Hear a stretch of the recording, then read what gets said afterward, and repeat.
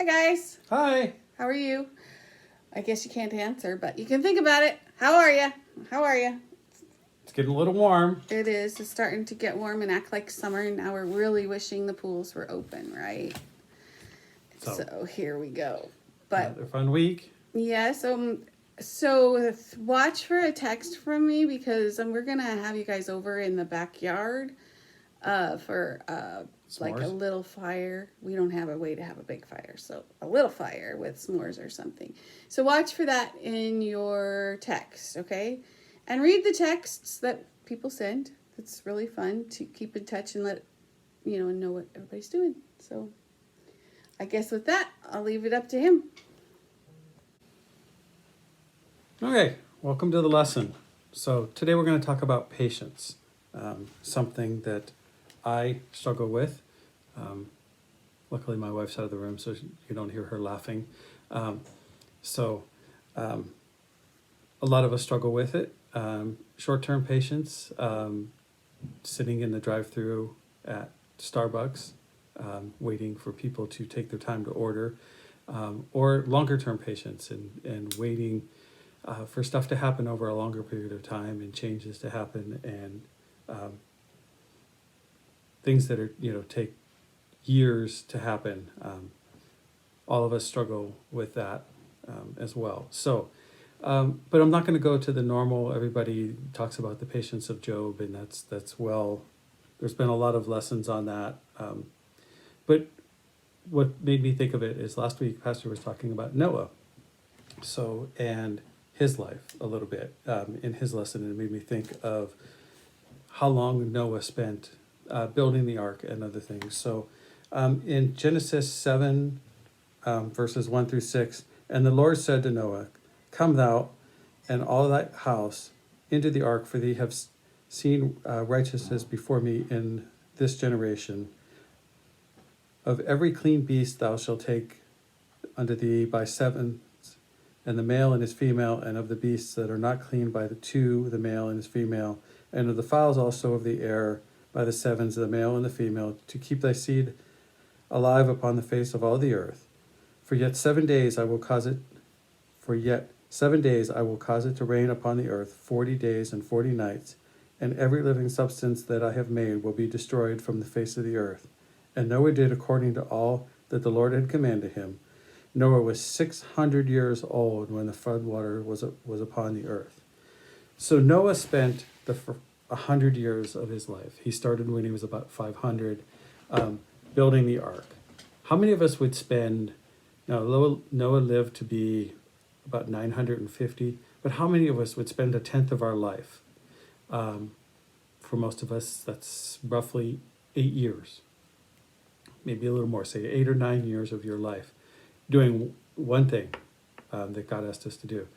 For most of you, that would be roughly half of your life so far would have been spent on that one thing. Noah spent all of that time. And it was for something that nobody had ever seen, right? Nobody had ever seen rain at that point. So you'd spend your life building this structure, this massive structure. Nobody had seen a structure that large. Nobody had seen anything like that. He's building it a little bit away from the water. I mean, most of the times they built the boats right next to the water at that time because to move them and put them on, they didn't have, massive structures to do that.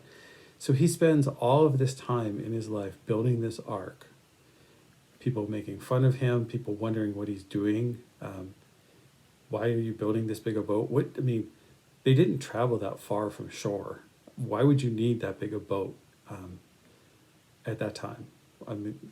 They didn't go that far. So people were making fun of him, but he had patience and he built what God asked him to build. But beyond, that's been talked about a lot in his patience in that period of time. But he builds this massive ark. These, as we talked about when we were going through the question book, the animals showed up and went into the ark. God called the animals there. He didn't have to go all over around the world and gather all these animals and bring them in, because that probably would have taken more than another 100 years to do. But these animals showed up and they went into the ark. Then they shut the ark, right? And shut the door to the ark. And we're in the ark for 7 days. I mean, it says, for yet 7 days I will cause it to rain upon the earth, 40 days and 40 nights. So Noah and his wife and his 3 sons and their wives and all of these animals go into the ark. It's sunshine, blue sky, right? There's no sign of rain. Can you imagine, you're walking to your work and you see that the ark is shut and you look around and you're like, this guy is crazy, right? And you make fun of him. You yell up, hey, Noah, what are you doing? Did you not like your house? Why are you staying in there? And this went on for 7 days. I mean, he's in there, the sun's shining, it's blue sky. With all these animals, I'm sure it smelled wonderful inside there, right? You're shut up in this large wood box, and it's warm out, and yeah, I'm sure it smelled wonderful. And all of the people around are laughing at him, right? But he had patience. He trusted in the Lord. I mean, and I'm sure his wife was like, after first day, it's like, are you sure this is really going to happen, Noah?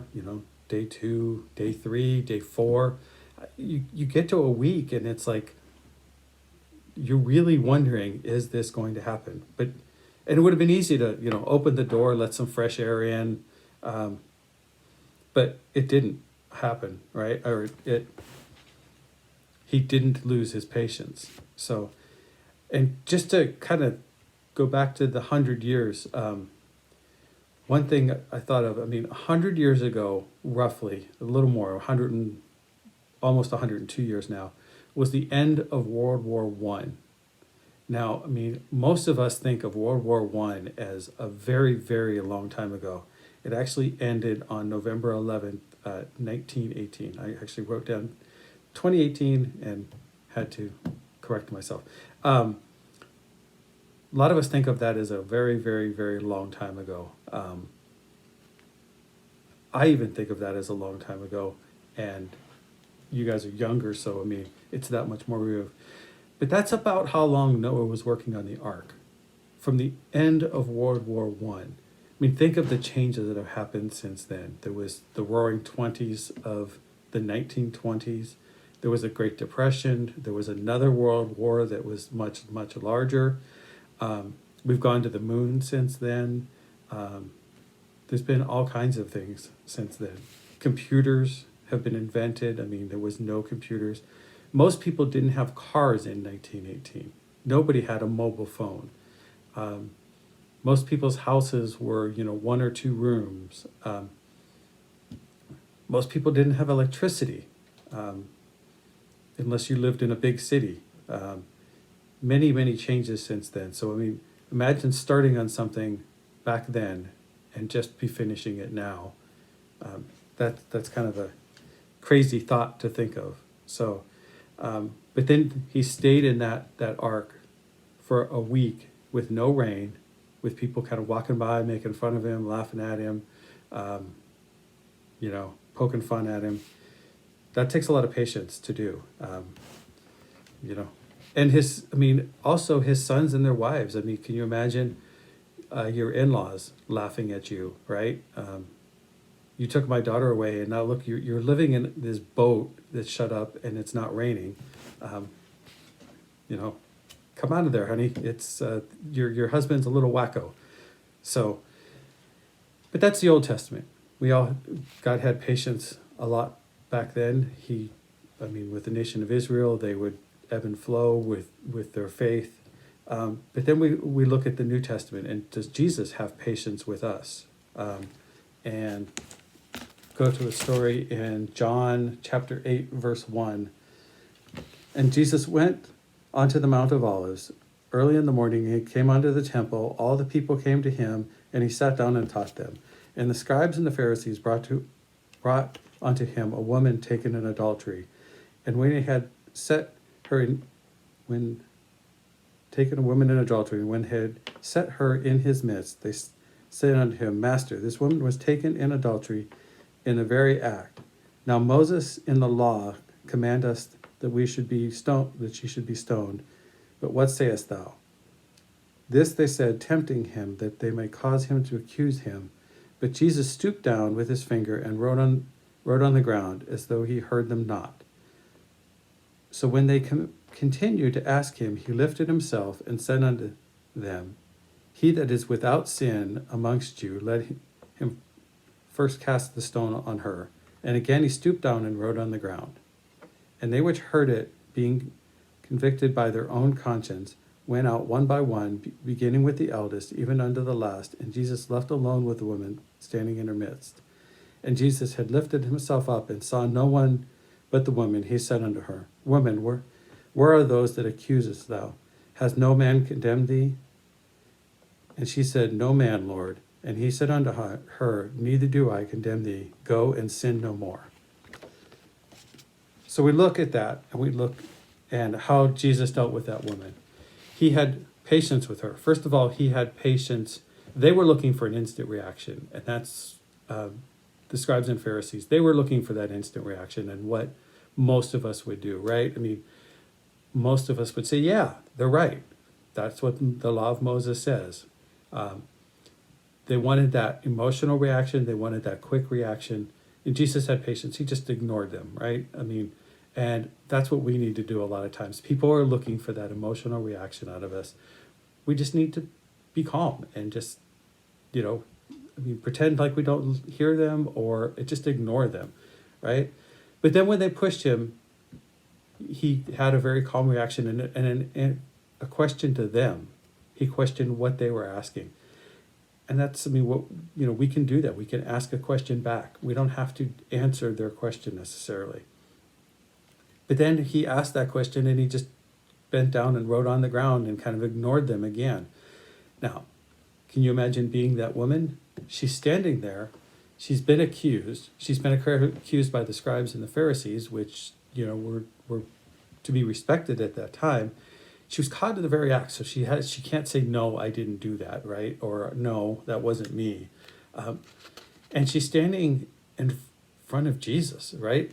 I'm guessing the way she addresses him, she addresses him as Lord. She knows who he is. She probably thinks she's going to be struck down and killed. So she has patience. She stands there. She trusts him. But you would be nervous, right? You'd be scared. But it takes patience. And then Jesus has patience with her. He doesn't condemn her, right? Like they wanted him to. He's the only one there. And he said, Does no man condemn you? And she said, No, not one, Lord. And he says, Then neither do I. Go and sin no more. He has patience with her like he has patience with us, right? He has patience with you and me. Most of us, none of us probably are going out and committing adultery, but does it matter? The Bible says any sin, they're all equal in the eyes of the Lord, right? So it doesn't matter if we're stealing, if we're lying. It doesn't matter. It's all the same. One sin is not any greater than the other, right? The murderer is no different than the guy who stole a mite or a penny. It's all the same in the eyes of the Lord. So we need to be patient. We need to be patient with each others. We need to be patient with Christians and non-Christians. We need to be different from the world and be patient. As I said at the beginning, I struggle with that. My wife will laugh. We were sitting in the line at Starbucks, and I'm like, what is taking so long 2 days ago? I struggle with patience. I don't know why sometimes things take so long, right? But we all struggle with different things. So we also need to look at what's going on in the world and have patience. We all expect God to do something, right? We see the people of the world lashing out at God, lashing out at the Bible. They don't believe the Bible. They don't believe in God. And we see what's going on in the world today because a lot of that. And we want God to react. We want God to do like he did in the Old Testament, right? With Sodom and Gomorrah and wipe them off the face of the earth. But God doesn't. He has patience. And we need to trust that God will deal with those people in his time. And they will get their reward their reward when they get, when they pass away, or when the Lord comes back. It's not ours to judge them. It's not ours to take vengeance on them. We are to have patience and trust in God and what He will do, and pray for them and witness to them. That's really hard to do. I will say that. And hard to believe that God can change them, but God's changed some very, very bad people over time, right? And we need to have patience, and we need to pray for them, and we need to pray for, our leaders of this state and of this county, and trust that God is in control, and nothing is done without His knowledge. So have patience. Be praying for those people that we may not care for. Try to witness to them. Try to witness to people that feel differently and strongly. And most importantly, act different. Be different. Be not of this world. This world isn't our home. We're not here forever. This life is not it. We need to live differently and be different. So with that, thank you. Be patient this week. Be patient with all of us. Be patient with the people you run into. Be patient with your teachers when you are planning to go back to school or going off to college, because things are different for them too. And a lot of people are going through some stuff that they're not used to, and life is not normal. So just have patience with everyone. Thanks. See you next week. Bye.